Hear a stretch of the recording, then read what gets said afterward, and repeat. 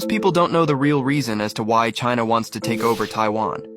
China has been sending fighter jets into restricted airspace, signaling a potential invasion into Taiwan.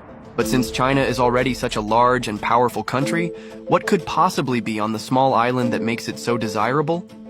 First, if China were able to take over Taiwan, they could extend further into the Pacific and break up the United States island chain strategy. Following World War II, the United States wanted to restrict the Soviet Union and China from having direct access to the Pacific Ocean, so the US established military bases along both of these island chains, preventing China and the Soviets from expanding into the Pacific.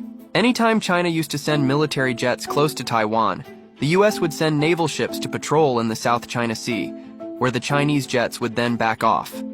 But in recent years, these US naval ships in the South China Sea haven't been scaring off the Chinese military.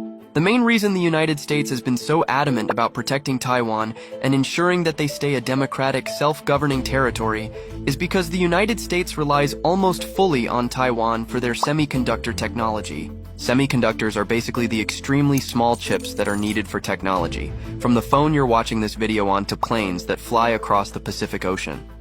Just one company, the Taiwan Semiconductor Manufacturing Company, absolutely dominates this entire industry, where its engineers have created secret methods to code these chips that nobody else in the world has ever been able to match. The United States has been spending billions each year on trying to establish their own semiconductor factories, but still relies heavily on Taiwan for these chips.